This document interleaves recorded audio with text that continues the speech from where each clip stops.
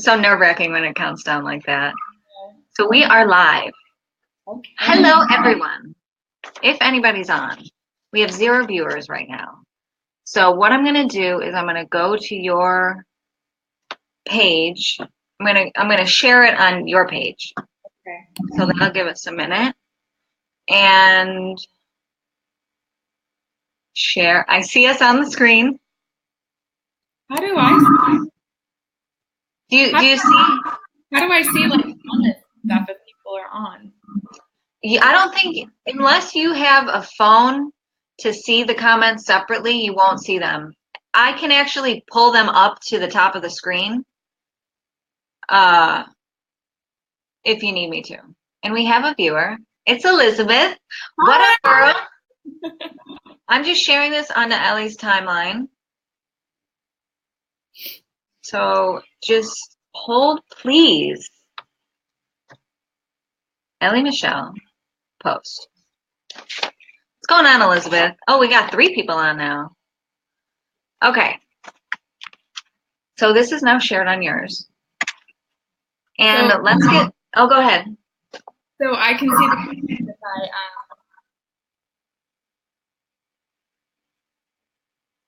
You just have to click on it like you were to watch it. oh, okay. Oh my gosh, this is so weird. You got it? Yeah. Okay. All right. So this is Elly's first live. Yes, Give her some spirit fingers. So I'm just going to hop right into it because we've wasted a few times just getting things in order. Not waste, nothing is a waste. But Elly and I met, just like most of the other girls I've been doing these lives with this global group of mostly women. There is some men who just really desire to make some change. And the head of our mentor is Alexi Panos, which some of you guys may know. And we all met in person. Most of us met in person last June. And it was awesome being able to see everybody in person. And I think Elly actually did some salsa. There's a delay. There we go. Okay, so Elly, I'm going to introduce her. She's fabulous. She just graduated Bacterial University, which is a super, it's like the Harvard of health schools. And she is Dr. Elly Michelle, and she's a licensed naturopathic doctor trained in primary care medicine. Now, it emphasizes preventative health. So she's an expert in improving health naturally through diet, and then through nutrients and herbs and lifestyle medicine. So Dr. Elly utilizes evidence-based natural therapies guided by cutting-edge lab testing, which I love, and then by blending the tools provided by modern science with traditional natural medicine and the wisdom of a healer, Dr. Elly creates a comprehensive and personalized treatment plan designed to help you attain your highest health potential.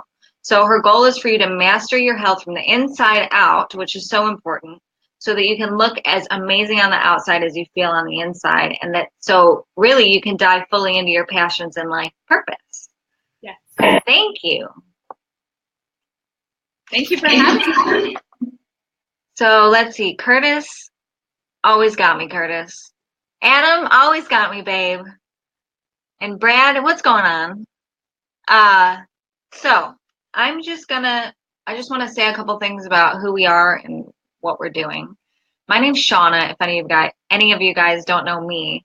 And I just kind of started these live videos. I've been calling them like pointers for existence, because I know for me, I wanted to make a lot of changes for myself always. I mean, in middle school even. And I didn't really know how to until I spent a lot of time, making mistakes and a lot of time diving into information and then deciding if it even felt right for me. So these videos are my way of sort of giving my best information out to anybody that wants to improve their life in really any way possible. And it's also for me to learn more things to improve my life more. So that is why I'd love to talk to Elly today. And Elly, I was going to ask her what her little superhero origin story is, and I'd love you to share. My superhero origin story? Gosh. Well, the biggest thing that got me onto this path was I had an eating disorder in my teens. So when I was about 14, 15, I started developing anorexia. And I was severely anorexic for about the time I was 15 to 17. And then it was like in my senior year of high school when I started to turn it around and start to stabilize and start my path towards recovery. But basically through that process, I experienced being completely disconnected from my body and learning how to reconnect and learning how to nourish myself and how to love myself enough to really like fall in love with taking care of myself, essentially. And I learned so much about nutrition, so much about the mind and body connection, so much about natural healing, and it's just been kind of an ongoing process to the point where I became so passionate about natural medicine and natural health that when I learned about naturopathic medicine, it was just a very obvious fit for me, and I just knew that was what I was meant to do. So yeah, I've never looked back, and I did all my pre-med classes during undergrad, and then I went to Bacterial, and I mean every day, every year, I'm on my own healing journey as well. But I've learned so much along the way, and I'm just so excited to be able to share what I've learned with other people. I think a lot of people can really resonate with that because it seems like we all have our one or two, maybe three sort of main themes that we just sort of get to learn about in our lives. Mm-hmm. And I over 2 years ago started seeing a naturopathic doctor just like Elly, who actually graduated from Bacterial just like Elly, and she's helped me through life-threatening autoimmune disease. So like I know personally how learning from somebody who knows how to use the earth as medicine can totally change how you look at life, and it's wonderful. That's why I'm so excited to talk to her. So today we're going to talk about sugar. Let's see here. All right. So I would like to talk about, I've had a little outline that we're sort of going to follow, sort of not going to follow. We're just going to go with it. But I would like to just talk about like what is sugar? And I know that we can misrepresent sugar in our lives. Mm-hmm. So if you could just maybe, what is sugar? Like, is it a nutrient? Is it fiber? People don't really know. I didn't know for a while. So if you could touch on that. Yeah, well, the actual molecule is called glucose. So glucose is it's the fastest form of basically the fastest thing that we can use for energy to create ATP, which is that ATP is energy. It's absorbed very quickly by our cells and used for energy. It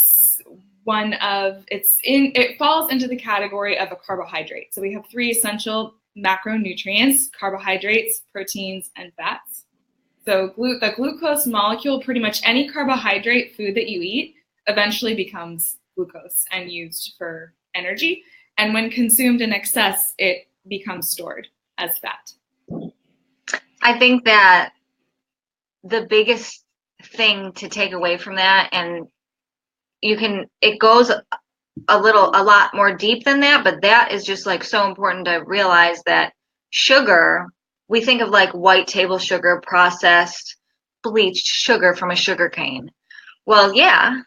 And sugar can be any grains, any bread, anything that you would consider a carbohydrate instantly starts to break down to sugar when you put it in your mouth, right?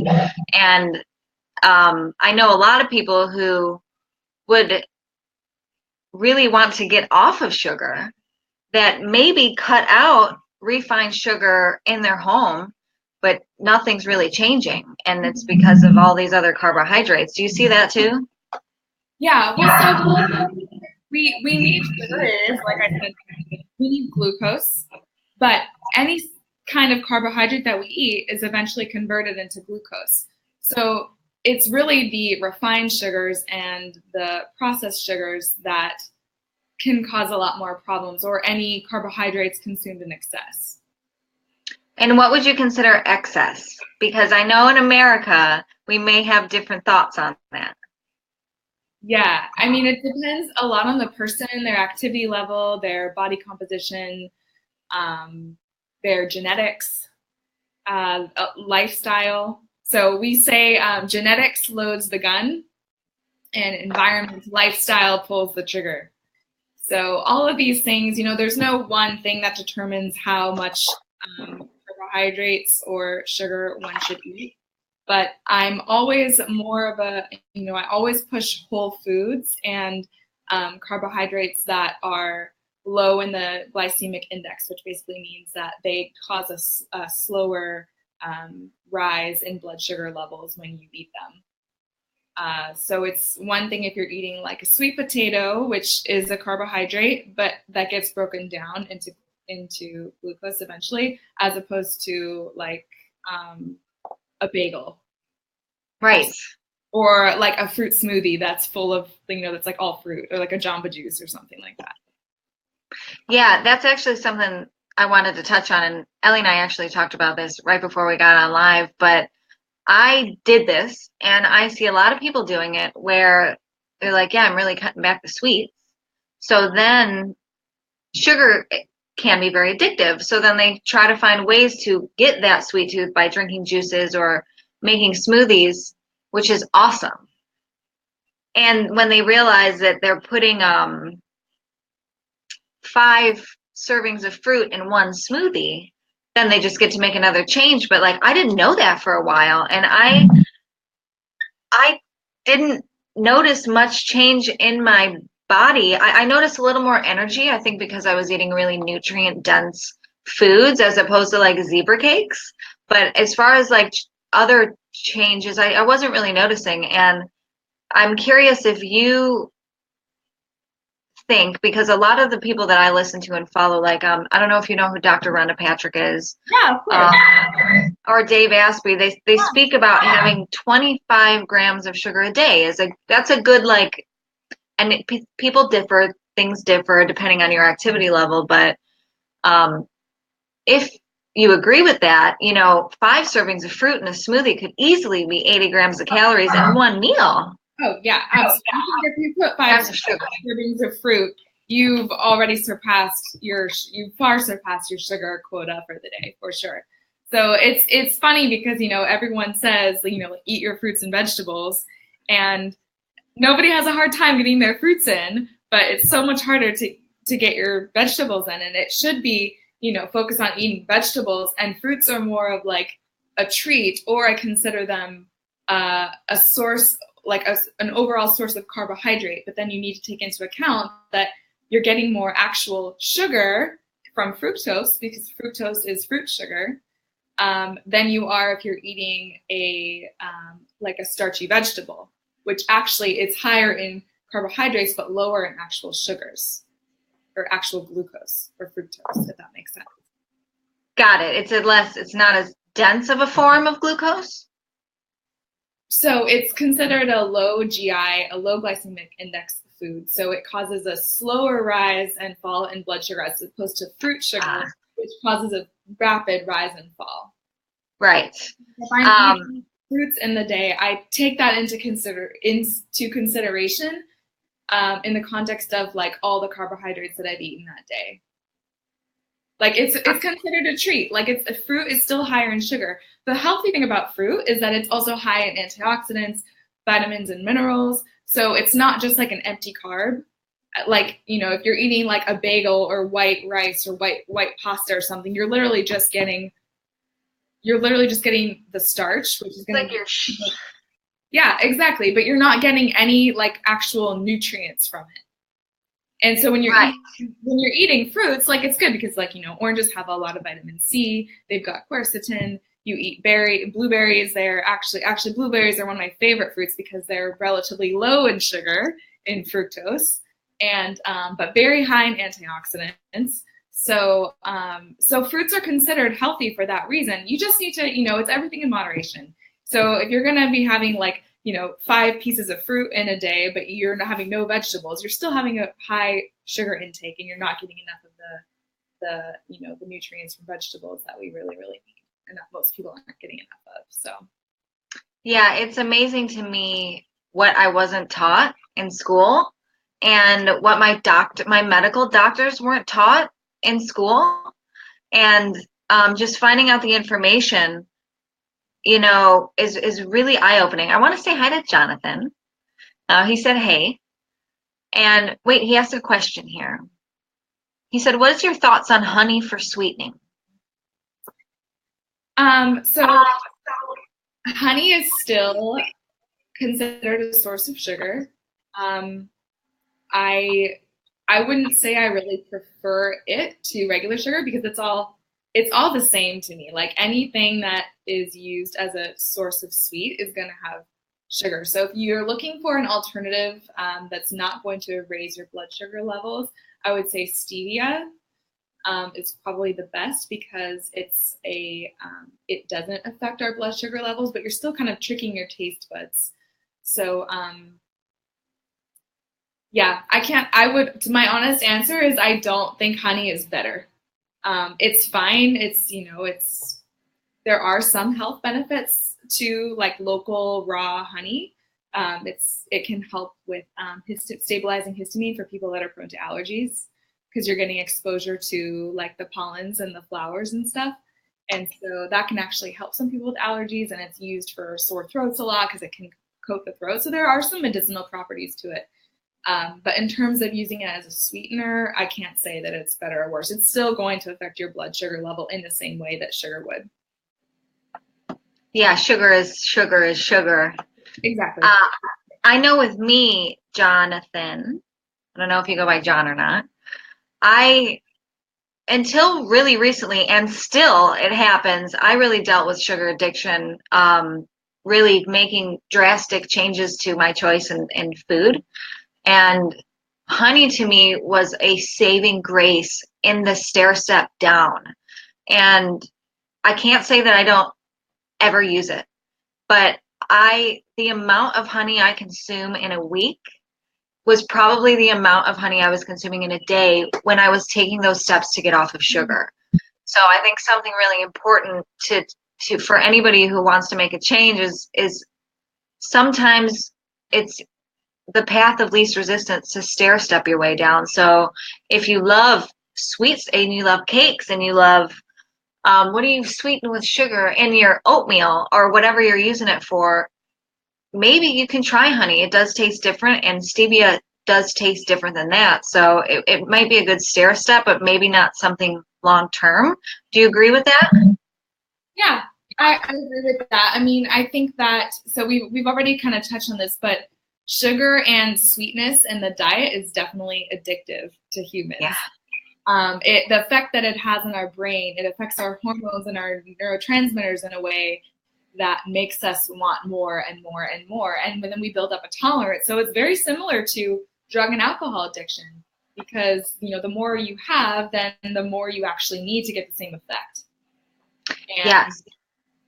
So the best way really is to cut down on your sugar, eventually cut it out completely. And then when you actually have it, you're like, whoa, this is so strong. Or you might find like you'll either find that it tastes way too sweet once you've trained yourself to not have that sweetness in your diet anymore, then things start tasting really, really sweet to you. Like, for example, I don't have that much added sugar in my diet. So sometimes if I'm feel like having a treat someday at a coffee shop and I want like a matcha latte or something that they add sweetener to, I can't drink it. I'm like, this is so gross to me. It's so sweet because I'm just not used to that amount of they put the syrup in there or something, or I have to get ask them to do a quarter of the amount or something.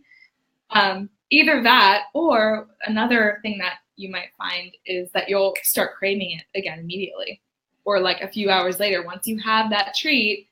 again, then you want more.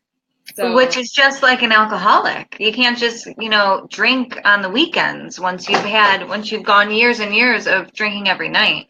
And to bring it back to something that I thought about with Jonathan's question was, a lot of times in my experience, when people want to cut down the sugar in their diet and the refined and processed sugars, they end up actually cooking more at home instead of buying store-bought box products or going out to eat. And that gives you a lot of control, because if you are cooking a recipe for something that calls for a half a cup of sugar, you can change that, and you can go lower and then go lower and then keep going lower. And then eventually switch to a sweetener if you choose. I want to just say, like, definitely for people who are wanting to, reduce their sugar intake, I would say number one first step is to eliminate like the processed and highly refined sugars and carbohydrates. So, still eating fruit, or if you need to use honey as a replacement, then yeah, but the number one priority is to get rid of the cookies and the chips and the cakes or whatever those processed carbs are, and focus on real foods. So that's always going to be my preference. And then once you have that down, then there's a lot more that we can do. But that would be the number one thing, because the sugar industry is like it's like $1 trillion industry. They want to get us hooked. And so the more we consume those products, then the more health consequences that we have. It's like 70% of Americans are obese now. It's ridiculous. And the diabetes numbers are rising too. So it's very important that we eliminate those products. And really, once you get over the initial hump, if you are committed, it's fairly simple. And a funny little science experiment that they did with mice, I believe, mice or rats, as usual, they offered the mice cocaine or sugar, and they chose sugar. Like 9 out of 10 of them chose sugar. And even after they were already hooked to cocaine, I actually just heard another one today. I was doing a little research for myself, and they offered, it was not cocaine, but another cocaine-like substance, heroin. Yeah. Not heroin. Was it the heroin? So it was like heroin and Oreos. And the mice, and some of them were previously addicted to the heroin. And again, like 9 out of 10 of them actually cracked open the Oreo and got to the sugar first, and that was their choice overall. So people know that this is happening, and they know that we can get addicted, and they are out for other opportunities than our well-being. Right. So I don't want to act like the world is against us, because then that's all we're going to see. But I actually do have some statistics on sugar, if you don't mind me reading. Please, yeah. And if any of these are bullshit, let me know. But a lot of them I've heard multiple times, and I've heard from people that I trust. Yeah. Let me read over here. So, in the last 30 years, obesity has doubled to 600 million people, and diabetes had tripled to 347 million worldwide. Tripled in diabetes and doubled in obesity in the last 30 years, which is amazing. And even diabetics now, children are being diagnosed with diabetes now. Children. Yeah, with type 2 diabetes, which is supposed to be adult onset. Right. It's insane. Mm-hmm. Let's see. So we used to eat 200 years ago. We were eating about 4 pounds of sugar per year per person. So it's like 4 little pound bags a year. That to me even seems like a lot. But now they said that we per person per year are eating over 120 pounds of sugar per person per year, which is amazing. And I no doubt in my mind that's from processed foods, because you're not taught to read labels or taught to read what the hidden meanings and hidden names of sugar are. Yeah, and if you can, everyone's drinking fruit juices and sodas, and energy drinks are a huge one. That actually leads to my next point here. It says if you drink 1 soda per day, and I'd like to mention, so soda has what, like 30 grams of sugar in it, which could easily be a cup of juice if you made it large enough, or a smoothie. And if you drink 1 soda per day, your risk of diabetes goes up 29%. 1 soda per day. I know people that can down, I mean, a 6-pack easy in an evening. Let's see what else. I love these little facts. Each glass of grape juice has the same amount of sugar as if you drank a 1/4 cup of maple syrup. Which, like, oh, that sounds terrible.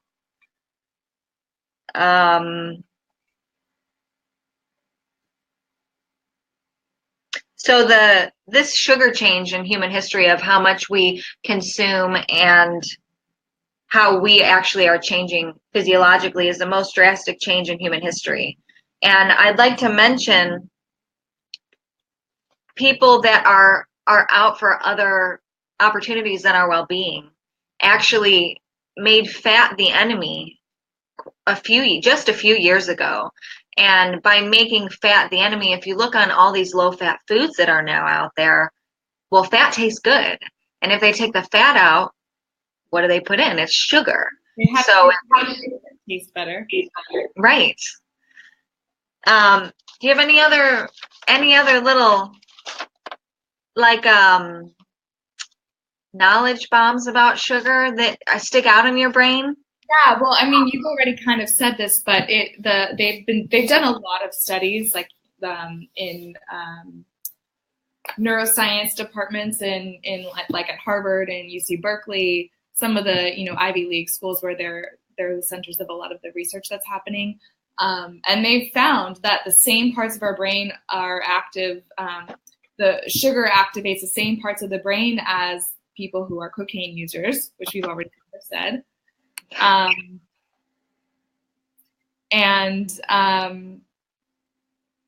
It causes the same surge of dopamine, which is the feel-good hormone. It activates the reward center of our brain. And actually, I was just going to ask you, like, the main reasons, and you slightly covered this, but why it is addictive, and it sounds like you're covering that now. And then Adam, it's the dopamine. It's the dopamine, totally. And serotonin as well, which is a neurotransmitter that makes us, everyone knows it as like the happy neurotransmitter. So you've heard there's, I'm sure everyone's heard, that we are one of the biggest contributors to depression is when people have low serotonin. That's why they created the antidepressant SSRIs, selective serotonin reuptake inhibitors, which help to increase serotonin levels. And basically what happens is when we eat sugar, it increases our serotonin along with our dopamine. But so both of those together make us feel good as soon as we eat it. So we get kind of that sugar high. But it's totally a high, man. Right. And then you get the crash afterwards, and then you crave more. That's the game, isn't it? Yeah. So Adam asked, what would you recommend to help reduce sugar cravings, which is actually right where we were going to go. So, well, I have a lot of things. So if we have 5 watchers right now, but if you're not familiar with naturopathic medicine or what a naturopathic doctor is, we basically always start with what I call the foundations of health first when working with patients. So instead of giving someone like a medication, or even for me, I'd rather do foundational work rather than giving someone a supplement. So the first thing I would say when someone is craving sugar is it means that they're having unstable blood sugar levels, which means that their blood sugar is fluctuating a lot throughout the day. And when this happens, this leads to low energy, fatigue, mood swings, anxiety, depression, brain fog, irritability, all of that stuff. It's not fun. Even migraines. Migraines is another cause of blood sugar dysregulation, like violent behavior. all sorts of bad things. So it's so important that we start our day with, first of all, eating breakfast with protein. So people who are skipping breakfast, or they're having breakfast, but it's like oatmeal and fruit, which is carb and carb, like, or, you know, like granola and yogurt, carb and carb. A smoothie that's like all fruit, you know, that's all sugar. So you might as well skip breakfast, because the impact that it has on blood sugar is not setting you up for success and stable blood sugars throughout the day. So the number one way to prevent sugar cravings is to eat protein for breakfast within an hour of waking, and make sure that you're emphasizing protein at every meal. So that is going to help with the satiety. It helps you feel satisfied and full, so you're not going to be craving sugar. And it stabilizes your blood sugar, because when we eat sugar, it causes the rise in blood sugar and then the crash in blood sugar, which then makes you feel you experience all those bad symptoms of anxiety or irritability or low energy, blah, blah, blah. I would like just to pop in with something people might really resonate with. And I wasn't eating any sugar, but I was eating fruit in the morning in a smoothie. And even though it was not a lot, if I had to guess, it was a lot looking back now, but it was maybe like 15 grams of sugar in my smoothie, maybe 20, in the morning when I was kind of shifting. And from going off of the smoothie and having no sugar in the morning, I don't get hangry anymore. And I would get like to the point where, like, if you're in my way, you're going to hear the wrath. And I think that's something a lot of people really deal with, because some people will even just say that's their personality. Like, if I get hungry, don't fuck with me. Yeah. And I think that that's a huge thing of sugar. No. Everyone's just like, oh, I'm just hangry. You just need to eat. I'm like, that's a sign of blood sugar dysregulation. And that's not a good thing. We should be able to handle, having like a hunger feeling, but not being hangry. Yes. It's normal to feel hungry. Like, we want to have that. It's a signal that it's time to eat, but you never want to get to the point of hangry. That's a bad sign. So that's what I like to help people get a handle on with my patients. I help them prevent that from happening so that their blood sugar is stable. I want to say hi to B, and I want to say hi to Shane. What up? B said she just had sugar, but she usually doesn't crave it. That's good. But that's good. I think, again, everything in moderation. It depends so much on the person, and I'm not saying we have to like never eat it ever again. I eat sugar from time to time. I enjoy having a treat here and there, but it's a treat, and I don't crave it because I'm not having sugar like all the time every single day. So when I have it, I can enjoy a little bit and then go on with my life. I know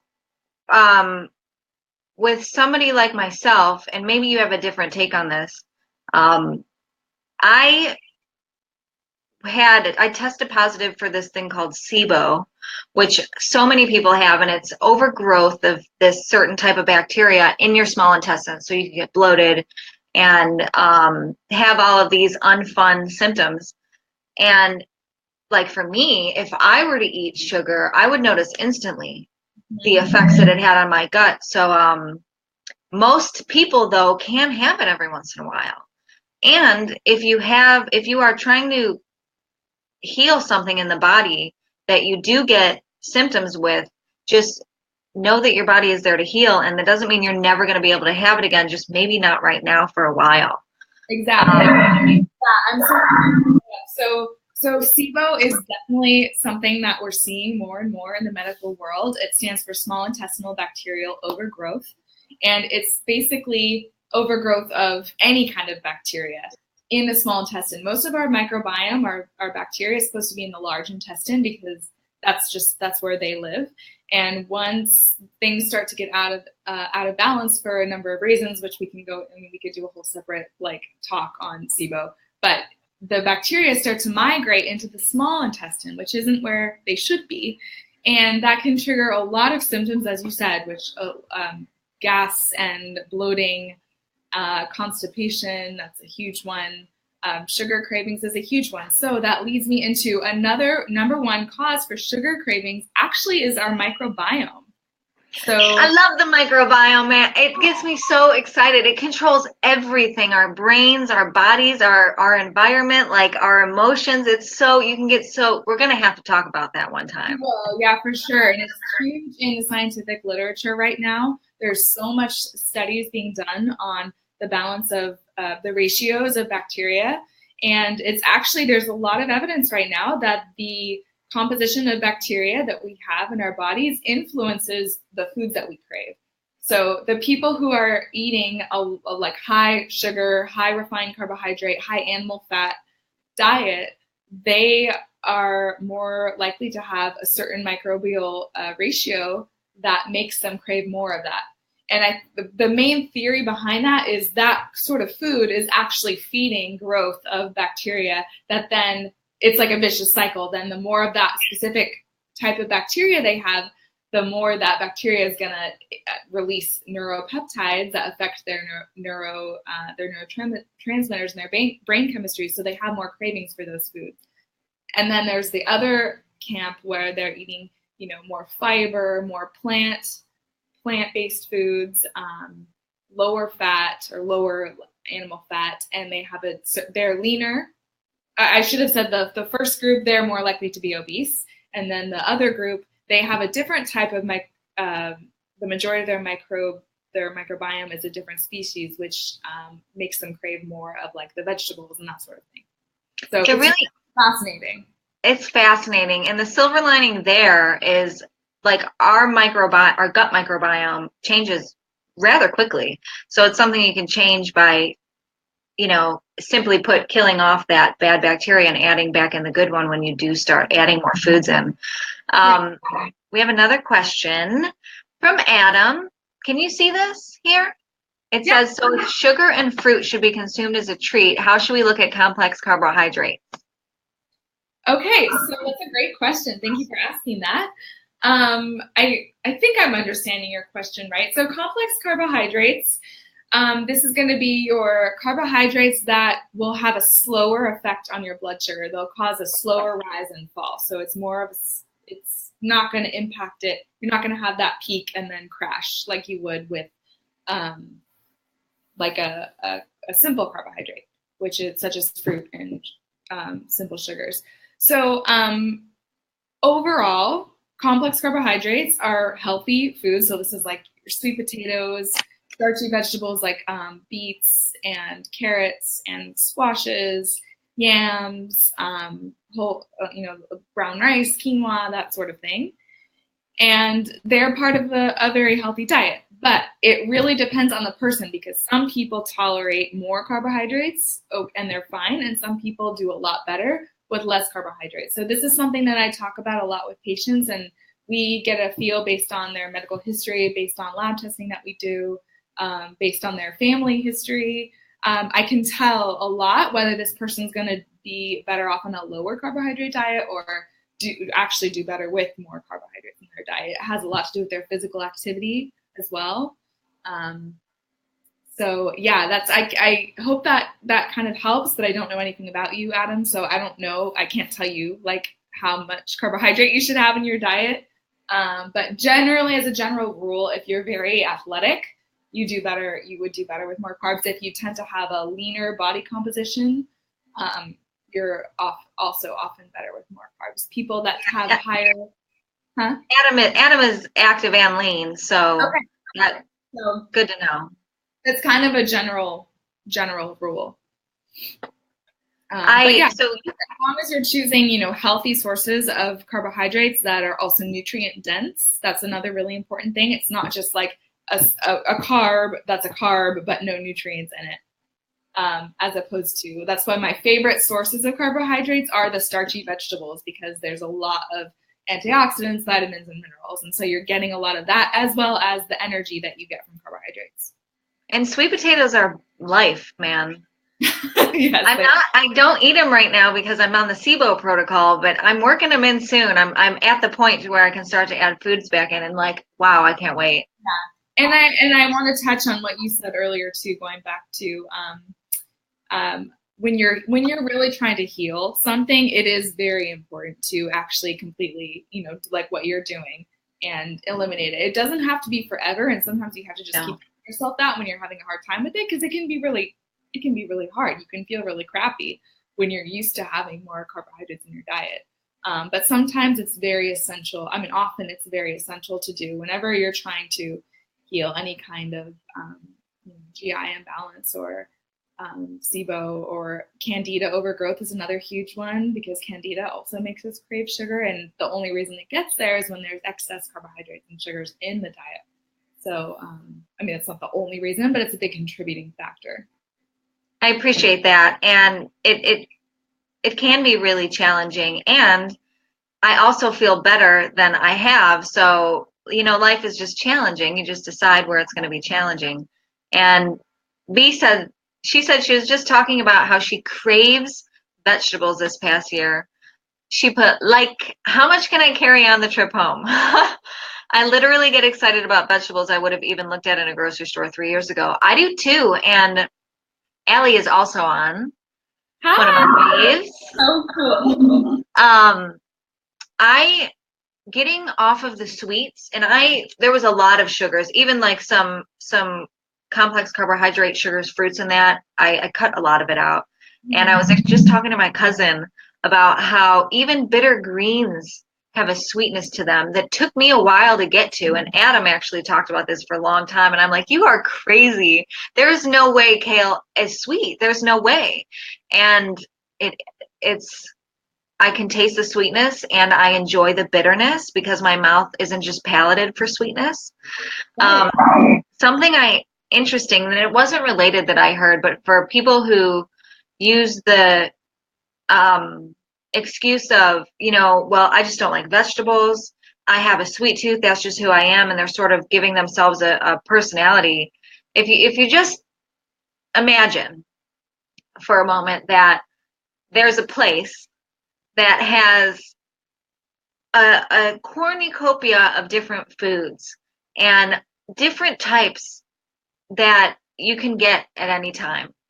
And then imagine being born into a society that only eats a restricted amount of all of this food that the rest of this place has. You are going to like what you have gotten since you've been a child. And another human that was born in a different area of this place is going to like something way different that you would just like cringe at, like chocolate covered scorpions or something. And I think the really important thing to tell yourself, if you think that there's no changing it, and understanding that palates do change. And even as an adult, palates change. I know some people are like, well, I didn't like Brussels sprouts when I was a kid, but I have adult taste now. It's just you have more experience in your palate, so you can change your palate to like the things that you want to eat but don't enjoy. Right. Here's the thing: is that as humans, we're very conditioned. So just as you were saying, like, we've conditioned ourselves to like a certain thing because it's just what we're used to. We've trained ourselves to like sweet foods, and of course they're sweet. Like, they're very palatable, and the human body is trained to, or it's designed biologically to prepare ourselves for times of famine. So we're always going to be drawn to like the high sugar, high fat foods because they're easily stored, so that if we're in a famine, we'll survive.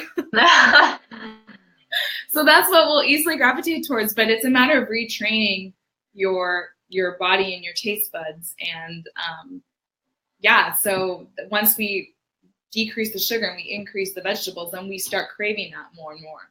We're just retraining ourselves. It's just changing our habits. That's all it is. We have a habit. We think it's a sugar craving, but it's a habit. So you mentioned it's about 7:22, so we wanted to end this right around 7:30. You mentioned one way to reduce sugar cravings, and I'd like you to finish that, and then I'd like to bring in some ways to keep yourself on track. Okay, great. So the first one I really wanted to emphasize was protein at every meal, especially breakfast. The other food group to emphasize are the healthy fats. So this is also going to help us with the feeling of satiety, feeling satisfied, and it's another thing that we can burn as fuel. So the body burns sugar as fuel, but it can also burn fat as fuel. And like I mentioned in the beginning, sugar is utilized right away. So when we're not eating sugar, our body's going to start using more fat, because if sugar is there, it's like, oh, great, sugar. That's the first thing the body's going to go to for burning fuel and for energy. As soon as we decrease that, it's going to start converting more fat. And then if you're trying to lose weight, aka burn more fat, then that's another reason why decreasing the sugar and starting to use more fat is going to help with that. But I always want to emphasize the protein first and then fat. The fat is something that I've really been diving into, and the healthy fats, and just figuring out just really quickly, like what happens to oil when you cook in it and fry even your vegetables in the oil, and what that can do to the body, and why saturated fat can be really beneficial for us. We'll have to do our next one. I know, I'd love to. So, do you have a third? I have a lot. That would be my second. The third one is sleeping, getting enough sleep. There have also been plenty of studies showing that poor sleep is linked to obesity and sugar cravings. We're much more likely to reach for sugary and sweet foods and carbohydrate foods when we haven't slept enough. So really prioritizing that 8 hours of sleep per night is going to definitely help with our energy levels and just not feeling as much of a need for the high carb foods and high sugar foods. We actually are into sleep pretty much too. Adam just found this app that tracks your sleep and your deep sleep cycles and wakes you up when you're at the end of a sleep cycle to do the best that it can. And then it's really easy if you could easily say that the dogs outside bark, or the light comes in, or all these reasons why you wake up in the morning. Like, we wear sleep masks. We have blinds you can see right here. When we wake up in the morning, we don't just or at nighttime, we've been wearing like yellow glasses to watch TV to block out the blue light. So there's lots of little hacks you can do that really help your sleep. Yeah, so making sure enough sleep and good quality sleep, which is what you're saying. So the eye mask really helps. I cannot sleep. I get the best sleep when I put my white noise on, because it helps calm me down. Yeah, that's a whole other. I've never tried it. Not sleep. So that's a huge one. It affects our brain chemistry a lot. So it's really important. The next thing I would say is making sure that you're drinking at least half your body weight in ounces of water per day. Because a lot of people get those sugar cravings when they experience a dip in energy. And often one of the number one reasons for fatigue, low energy, is dehydration. So if you're experiencing a sugar craving, it usually means just drink more water, or make a cup of herbal tea. If there could be, this gets me riled, because if there could be one thing, if somebody's complaining about how they feel, like, the first thing you can do for yourself is drink more water. And it's a little weird at first, because you're used to drinking things with flavor maybe, or you're not used to drinking that much. But, after a week or two, you'll just be used to drinking water all day long and tracking how you feel and looking at your pee in the toilet. And if I could like pound this into people's heads, water would be the one thing to do, because it's right now. It's practically free. I know, I forgot mine, and I'm like waiting to get it after this. It's practically free, and even other than the quality of water, don't let like tap water deter you from not drinking water at all if you can't get a bottle of water. Of course, quality is very important, but the water thing is so huge, and there's so many people who are like, yeah, I really need to drink more water, and then don't drink more water. I was just having this conversation with my cousin. Thank you for bringing that up. Yeah. So, this all just links back to, like, people crave sugar when they're low energy. But there's so many other things we can do to increase our energy. A lot of times it's just breathing, like we're forgetting to breathe. It's so true. I say the number one nutrient is actually oxygen. we can't live without oxygen. So if you're feeling tired, just like take a deep breath. I love it. Yeah. So I wanted to cover a couple things to keep on track, but is there anything else you wanted to say about ways to fight sugar craving? Yeah, so we've already touched on the effect that our microbiome has on our sugar cravings. So I would say another way to help with sugar cravings is rebalancing and healing your microbiome. Oftentimes we don't really know that there's an imbalance happening unless we have some kind of overt like GI symptom that we're experiencing, like if people are really gassy all the time, bloated or constipated or diarrhea, oftentimes those can be a sign that there's something going on, and seeing a naturopathic doctor can really help you with that. Doing like stool testing can really help to get a really accurate assessment of what's actually happening in terms of your microbial diversity.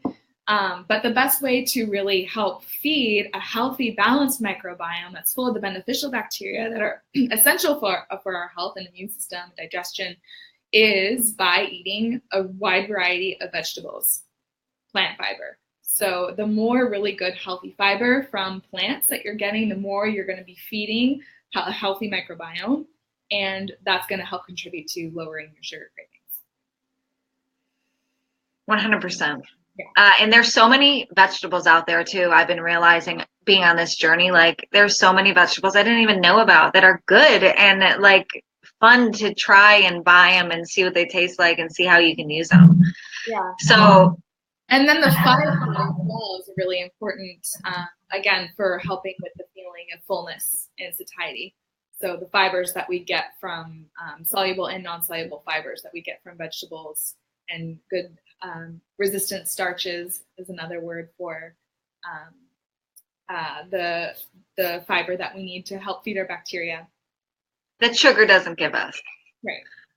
So Elly just asked, does it matter when you are cooking the veggies? Do they lose all of the nutrients when you cook them?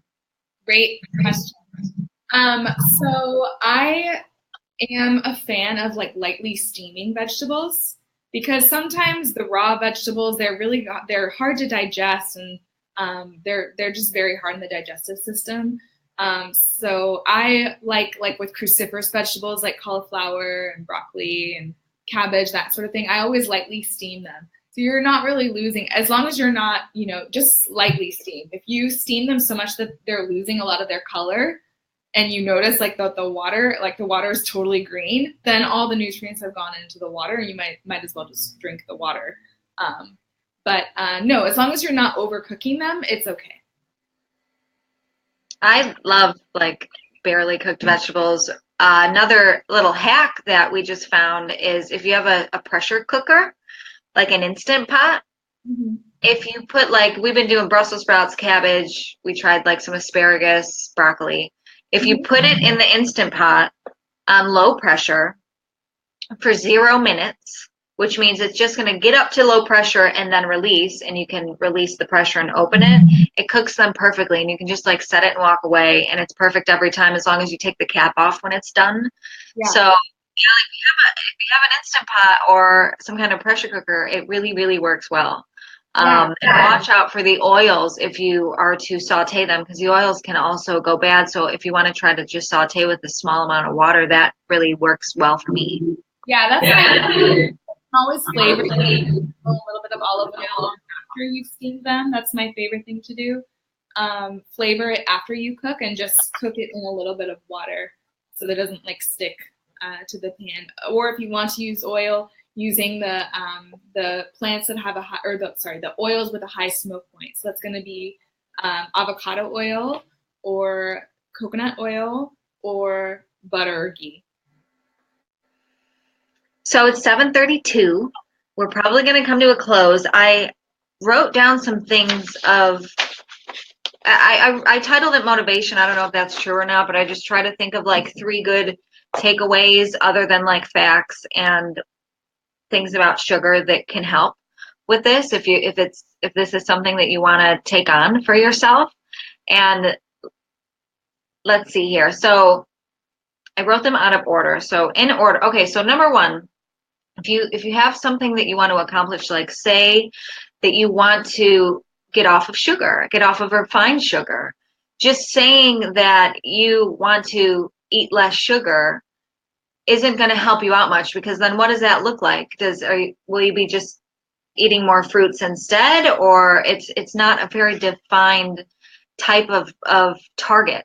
So the first little trick to keep motivation is to have a target and give yourself like a smart goal here, where you say, all right, I'm going to, even you make it a small one, I'm not going to eat sugar for a week and see how I feel, or I'm not going to eat sugar for a month, or I'm going to be off of sugar by this date. Setting a target really helps, even mentally. It's going to help us kind of have like a fire under our ass to get the job done.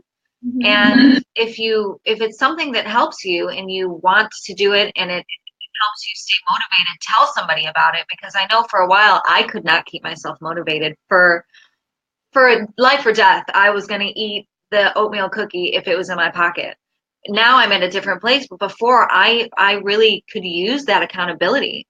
So that's number one. And then number two is be specific with what you want to look at. So when you start diving into health related things like sugar, you can dig yourself in this hole of conspiracy theory and the government and all the money and the greed and just how we've been lied to, or lied by omission in the media and with advertisements. You can go so deep and all you can see is how people are shitty, or all you can see is all of the things that you can't have, like, oh, I can't have the fruit roll up, oh, I can't have the cupcake, oh, I can't even have I don't even want to eat the noodles at night, so that's something I can't have. Like, be specific with what you're looking at. So if you want to cut out something like sugar, take a look at the things that you can have and the new things you get to try, and keep an eye on how you're going to feel and what is that goal going to give you. Are you teaching your children how to be healthy? Are you getting healthy so you can see your children's children? Are you trying to fight a disease so you can live longer? Like, be specific with what you're looking at. This will really help you not get in a downward spiral.